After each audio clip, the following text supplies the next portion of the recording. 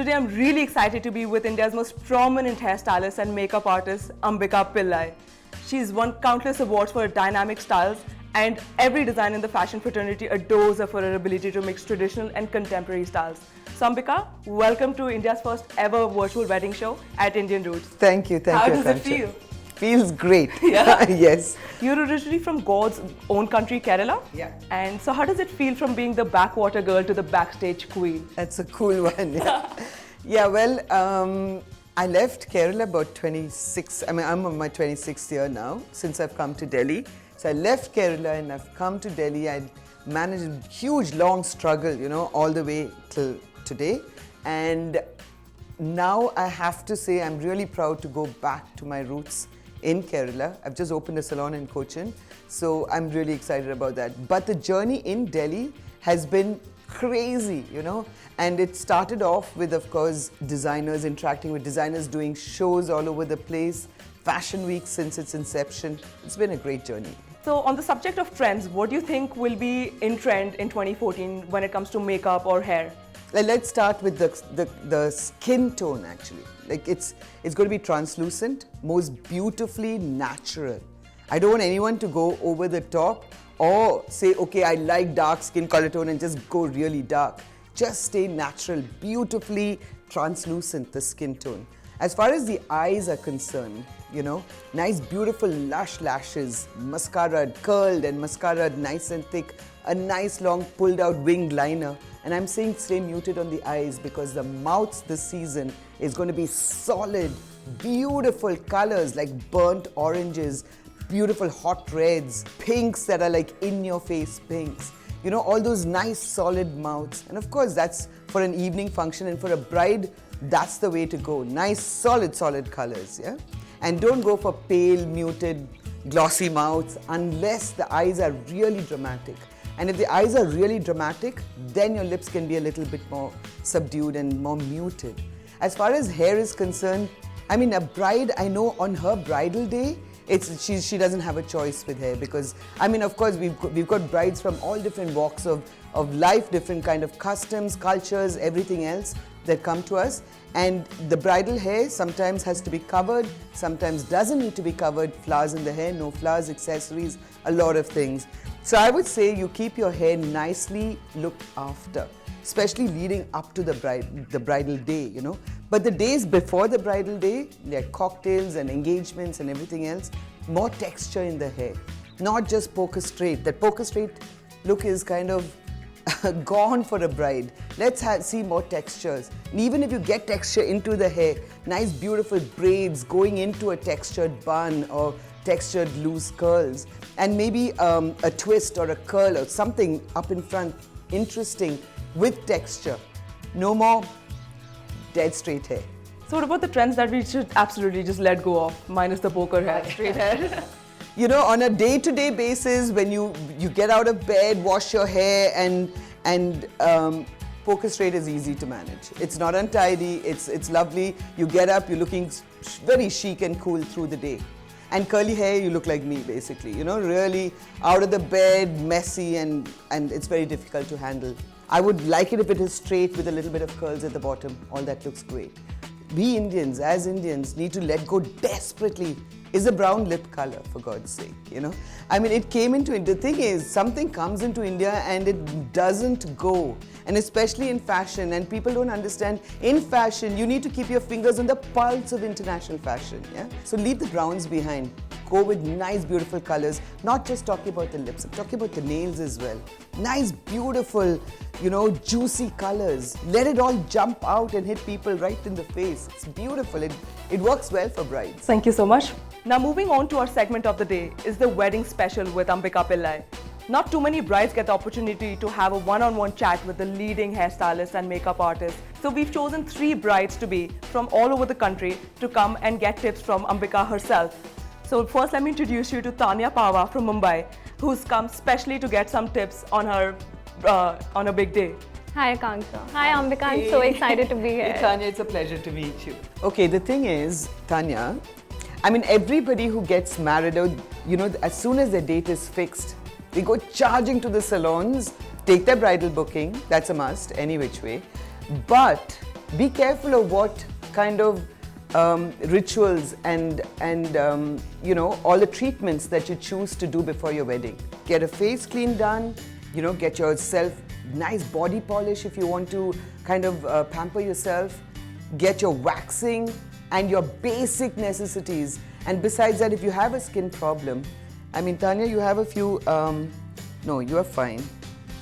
Yeah, you're fine. But if you do need to get something done, you know, if you've got pimples, no facials for you. Maybe a face clean, but besides that, that's it. But the only problem with a bride is, as soon as her date is fixed, she starts thinking of, now how can I mess myself up more?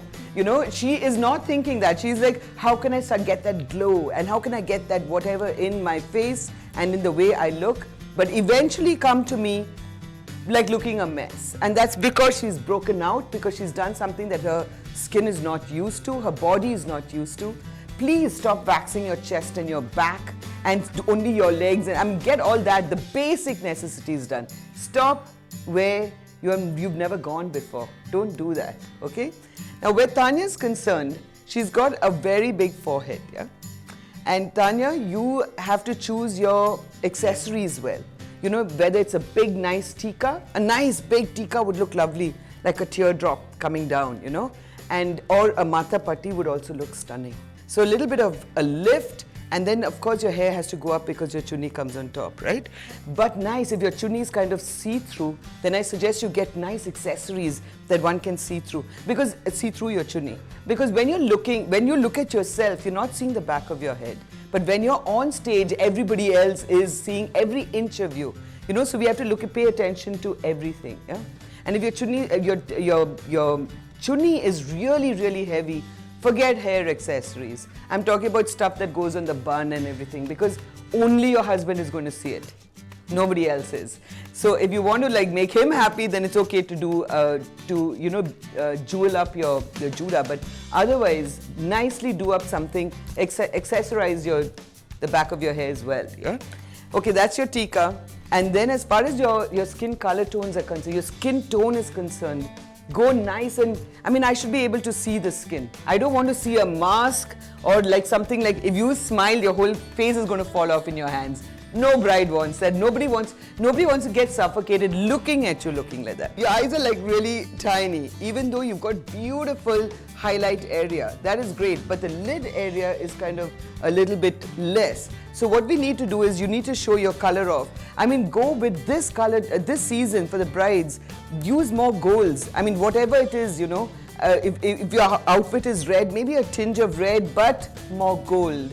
You know, bronze, gold, pink, gold or silver. Use your highlights more, because then it looks so much more nicer when it's muted. Yeah. So the inner corners nice and light, the outer corners dark, the highlight area nice and like with a nice good highlight. And of course your nose, your nose is nice and perfect. A little coloring on the apple of the cheek. So all these little marks have to get hidden by spot concealing. Don't put a concealer right through your face. You use your foundation and then just spot conceal, or spot conceal and then use your foundation, whatever the makeup artist wants to use. Yeah? And the lip color needs to jump out, like I keep saying, because I'm sure you will choose a nice big nut. And of course the nut also that you choose it according to your lips. If you've got tiny little lips, I would suggest you use a bigger nut, so you take away from that, you know, if you've got really big lips, you can go for a tinier nut. But a nice big round nut, it looks so beautiful. All the best, my love. Thank you so much. Thanks, Tanya, and congratulations on your engagement again. Thank you, Kangsha. Let me introduce you to our second bride-to-be. We have Karishma Roy from Kolkata, and this lady here is going to be having two wedding ceremonies, a Christian and a Punjabi wedding. So Karishma, welcome to our virtual wedding show at Indianroots. How does it feel? Kangsha, it feels very good to be here. Hi, Ambika. Hi. So as you can see, she's a little shorter than Tanya, has a thicker set of hair and a little more wavy. So what do you think is the best for her for a wedding? You've got bigger problems, sweetheart, because from a Christian wedding, you're going into your Punjabi wedding, right? Yeah. Or are you going from a Punjabi to a Christian? I'm going from a Christian wedding to a Punjabi. Good. That's a little bit of a saving factor there, because your attire is completely different for a Christian bride. The hair is different. Your makeup is is going to be a little bit of a change, but because of the completely the customs, the the way of clothes, the dressing, everything is different, yeah. So we need to pay attention to that first. For your Christian bridal, you don't have a tika, there is no nut happening, there are no little bindis on the eyebrow happening, nothing of that is happening. You just need to look beautiful and soft, because are you wearing a gown? Yeah, you are wearing a gown. That's so pretty. I would suggest should go up and soft, because your veil comes on top of your head, right? And so don't do a tight bun, because a tight bun is going to go on for your Punjabi wedding.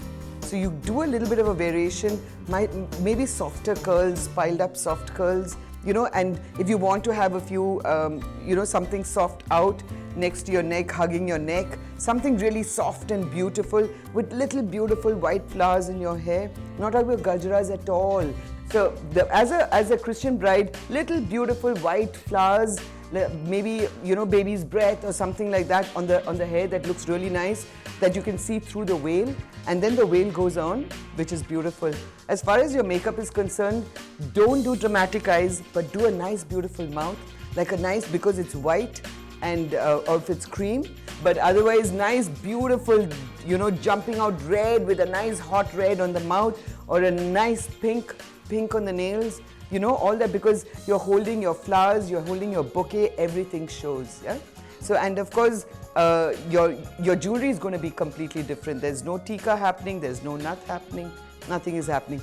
And then we go on to the Punjabi wedding. I mean, if you are planning to carry this look into your Punjabi wedding, where you only want to change your lip color, you're in for a little bit of a problem, because then you have to add your tika on, you've got to stick your own little bindis on your forehead, and of course a clip-on, a nut is going to be fine, and a lipstick change, which also you can do.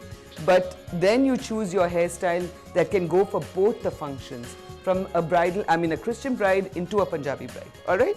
You understand what I'm trying to say, right? You do? That's great.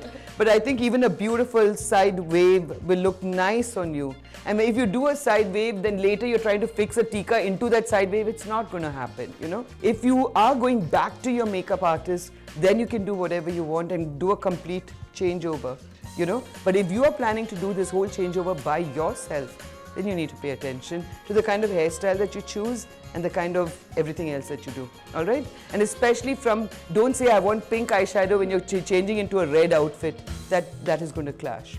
So keep your eyes nice and muted. Also don't put gold highlights in, because with gold is not going to really go with your white outfit, but it will go with your Punjabi outfit. These are small things that you need to keep in mind. Thank you so much. Thank so you. much, Karishma. Thank you.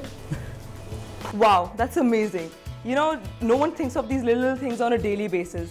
Ambika, tell me one thing. What's that one thing that brides should avoid, but not to look like a complete disaster on their wedding day? What is that? I think the biggest problem is when brides say, I want to look very fair, My husband is very fair, so I'm like, Arey, your husband is very fair, so you look like yourself, no? They don't. They want to look fair, and sometimes, your foundation kind of oxidizes on your skin. So your own skin color tone is kind of trying to fight its way out of the plaster that you've done on top. So sometimes you start looking grey, you start looking darker, unfortunately, after like 3 hours. So you need to choose your color tones extremely well. That is, I think, our biggest problem in India. Yeah? So let's introduce our final guest for the day. We have Sakshi Bajaj from Kashmir. And Sakshi, welcome to Indianroots. How does it feel to be here? It's really great. Yeah? I'm feeling so excited. Ambika, what bridal tips do you have for her? Okay, now the thing is, a Kashmiri bride, how beautiful and beautiful. And Kashmiri brides, you've got this whole traditional thing that you do at home, where the hair is oiled and wrapped around in the gold goatee, right? So basically what you need to do, Sakshi, is you can't do a tika. Do you do a tika underneath that? You do a tika underneath that, yeah. And you've got those two thingies. And of course, you've just got your ears newly pierced, right? Not exactly newly, but yours, but it's it's already pierced? That's a good thing. But there are a lot of Kashmiri brides who actually get it done on that day. So you need to tell your makeup artist that's a fresh, because otherwise she's going to yank it and put it up to get your neck done and the rest of your face done. So you just take it and put it up, and then you decide, you tell your makeup artist, Okay, don't hurt me, right? And beautifully done up eyes and a nice strong mouth is all that you need, Sakshi. You are one of those easy and happy brides because there is no 1,000 pins going into your hair, nothing. There's no Judah, your hair is already done. It's perfect. Thank you. Wow, I can't imagine how simple these steps are. Thank you so much. Yeah, all Kashmiri brides have it easy. Thank you, Sakshi. Thank you so much for so being much. here. Thanks so much. Ambika, these tips are fantastic. But there's one thing I'd like to know. You're known for dressing up celebrities and models, But how difficult and how different is it, when it comes to regular women who are not 6 feet tall and don't have the flawless skin? So what advice for them? For me, I think that is my pleasure. I mean, I love to dress up girls who just have probably never done makeup before and just a kajal and a liner, and for them to transform is way more beautiful, I just want to tell you something, like when the celebrities and the models get ready for their bridal, they insist on, I want my false lashes, because they're so used to that whole look, a heavier base because they're used to walking on the ramp and everything else. And the girls who sit on my chair are absolutely, when I tell them, listen, your false lashes are going to come off if you cry, they understand. And those are the good things. They're just innocent, beautiful girls who sit on your chair, and sometimes I come across even more beautiful girls out of, the normal brides than the actual so-called stars. Wow. So now I think with the end of this, I'd like to move into a rapid fire kind of segment where I'm going to ask you and you're not going to be given time. It's an impromptu answer. So whatever comes to your mind first, you just have to say that. Okay. Yeah? All right. Perfect. So what's the biggest Bollywood hair or makeup disaster you've ever witnessed? Oh my God, I think Madhuri Dixit's hair down the years, like for some 30 decades she's looked the same, yeah? That, and of course, Rekha's initial years of makeup was not okay, yeah. What's the one Hollywood celebrity you'd love to star? I mean, I used to keep saying Christy Turlington because such a beautiful face, but give me anybody, Julia Roberts, anybody, I will be thrilled. So besides this, what's the other profession that you see yourself doing or you would have been, A palmist. I would read everybody's hands and tell you your future, yes. Brilliant. Who's your favorite celebrity bride? I did this bride in Saudi Arabia, the King Fahed's granddaughter. Okay. Stunning in a Valentino outfit. It was just beyond beautiful. That was my favorite. Which was your most favorite and trend in 2013? I mean, for fashion shows, the graphic look on the eyes, the cubes and the squares that I did on the eyes, I thought that was really good. I loved the beautiful tangerine oranges that jumped out. I loved it. Okay. And what was one trend that completely turned you off? When every time the designer comes and tells you, I'm talking about like a designer comes and tells you, let's do straight hair, I'm like, no. Yeah. So what's the one hairstyle that suits every woman? There's no one anything that suits everybody. It's according to your face, the way you dress, your career options, your basic vibe, everything depends. So I wouldn't say that one thing just goes around the block. What's the one piece of makeup that you always keep handy? A lipstick touch-up. I think every bride should have a lipstick touch-up, Yeah. Okay, perfect. So that brings us to the end of the rapid fire. And now we have, as promised, a very fun contest for you with Ambika. So Ambika, why don't you introduce the contest and the prize? Yes, I've got a hamper ready for you guys with nail polishes, glosses and lipsticks and everything else. And to win it, go to Indianroots on Facebook and tell us what you think is the best thing about this segment, makeup and hair. Well guys, that brings us to the end of a fun chat with Ambika Pillai. Ambika, thank you so much for being here with us. Thank you. I had such a blast. Thank you for having me. It was a pleasure having you here. Thank you. Thank you.